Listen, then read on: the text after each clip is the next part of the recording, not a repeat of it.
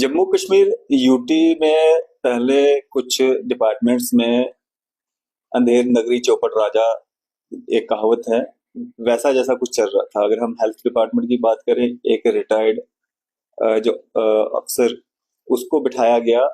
Psychiatric hospital में superintendent के तौर पे। हालांकि कोर्ट के ऑर्डर्स के मुताबिक उनको अटैच किया जाना था प्रिंसिपल ऑफिस के साथ में, लेकिन प्रिंसिपल साहब ने ना जाने किन पावर्स का इस्तेमाल किया। हमारा उनके साथ एक इंटरव्यू हुआ था जिसमें हमने उनसे बात भी की थी, और उन्होंने कहा था कि इसमें कोई भी जवाब नहीं दूंगा क्योंकि मामला जो है वो कोर्ट में है। मामला अगर कोर्ट में है, कोर्ट ने अगर डायरेक्शंस दी थी कि इनको प्रिंसिपल ऑफिस में जो है अटैच किया जाए, तो आपने किन पावर्स के साथ उनको साइकेट्रिक हॉस्पिटल में एज अ सुपरिटेंडेंट रखा? और जो ऑर्डर थे उनके वहां पे सुपरिटेंडेंट लगने के, वो ऑर्डर पब्लिक क्यों नहीं किए गए? और इसी के चलते जो है एडवोकेट मोहम्मद आजम साहब ने इन सवालों के जवाब जानने के लिए जो है एक आरटीआई फाइल की थी, और आरटीआई को लगभग 2 से 3 महीने हो चुके हैं लगे हुए, लेकिन अभी तक कोई भी जवाब उस लेवल का, उस तरह का या उन सवालों का अभी तक नहीं मिल पाया है जो सवाल इनके द्वारा पूछे गए थे आरटीआई के माध्यम से। हमारे से बात करेंगे एडवोकेट आजम साहब हमारे से मौजूद। आजम भाई, जो आपने आरटीआई लगाई थी, जो मैंने आपसे इंटरव्यू किया था उसके बाद आपने एक आरटीआई लगाई थी, आरटीआई का जो रिप्लाई आपको आया है, क्या रिप्लाई आया है, क्या जवाब दिया है विभाग ने? नहीं अरफाज भाई, देखो पहली बात तो ये है कि हमने ये आरटीआई फाइल करी थी 14/8 को, 14/8/2024 को। तो अब एज पर दी एक्ट में आपको बता दूं कि एक्ट में जो आरटीआई एक्ट 2005 का, उसमें क्लियरली लिखा हुआ कि आपको जो एप्लीकेशन आपकी कहीं भी आरटीआई की जाती है तो वो विद इन आपको 30 डेज उसका जवाब देना है, जो नॉर्मल आरटीआई है। जिसमें मतलब ये है कि किसी की लाइफ और लिबर्टी के रिगार्डिंग कोई चीज नहीं है, लेकिन अगर किसी की लाइफ और लिबर्टी के रिगार्डिंग कोई चीज है तो वो आपको 48 आवर्स के अंदर ही उसका जवाब देना है रिसीव करने के बाद। लेकिन ये तो चलो नॉर्मल था कि अपॉइंटमेंट का ऑर्डर था, उसको इसके लिए हमने इन्फॉर्मेशन मांगी है। तो इन्होंने आज तक उस चीज का, मुझे क्या कहते हैं कि 11/9/2024 को जो एक रूटीन में इनमें चिट्ठी भेजते हैं कि आपकी हमें एप्लीकेशन रिसीव हुई है तो आपको हम जवाब देंगे, लेकिन वो मेरे को जवाब आता है 11/9/2024 को, ऑलमोस्ट 27 दिन के बाद। हालांकि 30 दिन में उनको जवाब देना था, लेकिन ये 27 दिन के बाद मुझे सिर्फ चिट्ठी आई कि आपकी हमें आरटीआई मिली और हम आपको इस पर जवाब देंगे। लेकिन उसके बावजूद भी अभी तक इन्होंने कोई, उसके बाद आज एक महीना और हो चुका होने चला है, तो अभी तक इसका कोई जवाब नहीं आया मेरे को अभी तक। तो बड़ी हैरानगी की बात है कि सिस्टम में जो बैठे हुए लोग हैं, क्या उनको आरटीआई समझ नहीं है, क्या उनको आरटीआई कभी पढ़ा नहीं है, जो लोग उसको डील कर रहे हैं। और यही चीजें हैं कि इन्फॉर्मेशन देने का क्या मतलब है, कि अगर किसी पर्पज से हम इन्फॉर्मेशन मांगते हैं कि इसकी इन्फॉर्मेशन दी जाए तो वो stability time as per the act होनी चाहिए। पहली बात है कि एक्ट के अकॉर्डिंग चलते नहीं ऑफिसर्स। जब इनके खिलाफ फिर कोई कार्रवाई या कुछ इस तरह की चीजें की जाए तो फिर आगे पैर पकड़ते हैं कि ये रोना धोना करते हैं, नहीं जनाब हमें माफ कर दो, हमने आपको जवाब दिया है। लेकिन भाई जवाब की एक लिमिटेशन है, उसका टाइम है। तो इंशाल्लाह अगर नहीं जवाब आएगा तो हम इस क्या कहते हैं अपील करेंगे, और जो एज पर दी एक्ट है उसके प्रोसीजर के हिसाब से चलेंगे। अजूम भाई, ये जो आरटीआई आपने लगाई थी, इसमें क्या सवालात आपने रखे थे, क्या पूछा था आपने? नहीं, मैंने देखो सवाल तो 2-3 डिपार्टमेंट के पास नहीं है। देखो साइकेट्रिक हॉस्पिटल में वो जैसे हमने इंटरव्यू भी किया था, डॉक्टर मनोज जी को उन्होंने वहां पे हेड लगा दिया, उसके रिगार्डिंग था कि इनकी रिटायरमेंट जो बहुत पहले की हो चुकी है तो किस ऑर्डर के तहत आपने वो किया है, मेरा एक वो सवाल था। और एक्सटेंशन का जो ऑर्डर हमने था उसका वो मांगा था कि एक्सटेंशन का ऑर्डर हमें दीजिए, एक्सटेंशन को मिली है या नहीं मिली है या नहीं मिली है, उसका एक ऑर्डर हमने कहा था कि अगर है तो आपके पास हमें वो दीजिए। तो ऐसी तो कोई इन्फॉर्मेशन है नहीं कि इतनी बड़ी हमने मांग लिया कि इनको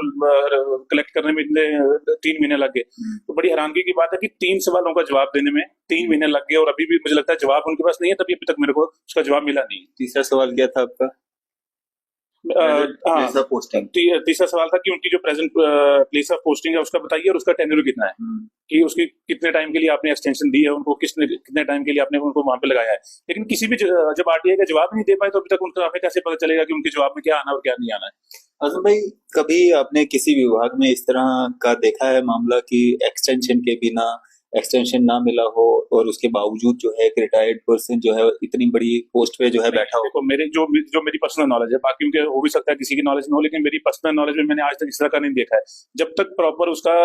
एक्सटेंशन का एक ऑर्डर आता है, जब प्लेस ऑफ पोस्टिंग होती है उसके लिए प्रॉपर ऑर्डर निकलता है, वो पब्लिक डोमेन में आता है कि इस बंदे को हमें एक्सटेंशन दी है on such and such grounds, तो और एग्जाम्पलरी सर्विसेज के रिगार्डिंग हो सकता है, कुछ इस तरह की चीजें होती है तभी। अदरवाइज मैंने इस तरह का आज तक अपनी लाइफ में कभी इस तरह का कोई ऑर्डर नहीं देखा है। ये ऐसा अगर हो रहा है तो कहीं ना कहीं जो जो लोग डिजर्व करते थे वहां पे वो पोस्टिंग, उनके साथ भी कहीं ना कहीं ये गलत हो रहा है, इलीगल हो रहा है। नहीं देखो, वो तो ऑब्वियस सी बात है कि जो उनका हक डिजर्विंग, खा रहे हैं। उनके हक तो खा रहे हैं ना, कि रिटायर्ड बंदे को without any order, without any clarification आपने बैठा के रखा हुआ है। तो ये एलजी का दौर था, एलजी के दौर में अब क्या क्या चीजें हो रही हैं,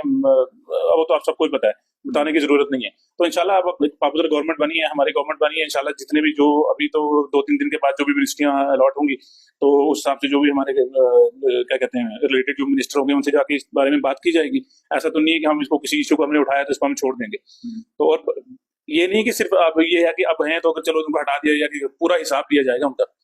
पूरा हिसाब लिया जाएगा कि किस ऑर्डर के तहत लगाया, कितनी आपने सैलरी ड्रॉ करी, किस ऑर्डर के तहत आपने सैलरी ली है, क्या किया है, जितनी आपने एंजॉयमेंट अपनी लाइफ की है हमने, तो वो सारे का सारा हिसाब इनको देना पड़ेगा, ऐसे हम नहीं छोड़ेंगे इनको। अजम भाई, जिस तरह से उनको वहां पे लगाया गया है इलीगल तरीके से, मतलब उनको अगर कोई जवाब ही नहीं बनता है, प्रिंसिपल साहब के पास भी इस बात का जो सवालात हमने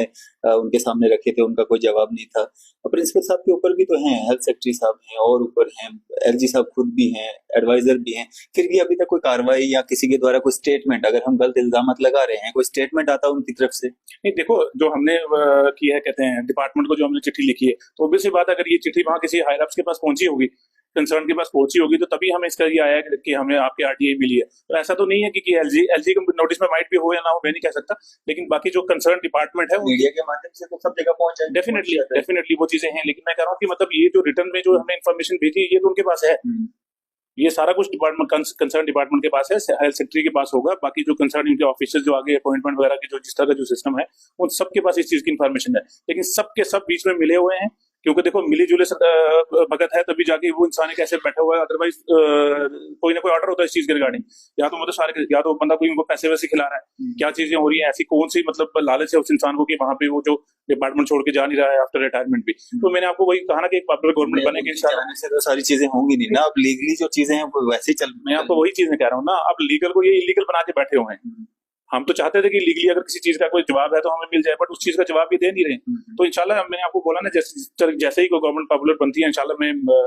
जो कंसर्न मिनिस्टर होंगे उनके पास जाऊंगा, इंशाल्लाह बात करूंगा, और ये जो मैंने आरटीआई भेजी है और जो मुझे जवाब आया इसके बारे में बात की जाएगी उनसे इंशाल्लाह। चलिए, शुक्रिया हमारे से बातचीत करने, बहुत शुक्रिया, बहुत शुक्रिया। ये थे हमारे साथ एडवोकेट आजम जी, जिन्होंने एक आरटीआई जो है आज से 2.5-3 महीने पहले लगाई थी, जिसमें इन्होंने कुछ सवालात रखे थे कि एक रिटायर्ड पर्सन कैसे साइकेट्रिक हॉस्पिटल का सुपरिटेंडेंट बन सकता है, कैसे उनको जो है अगर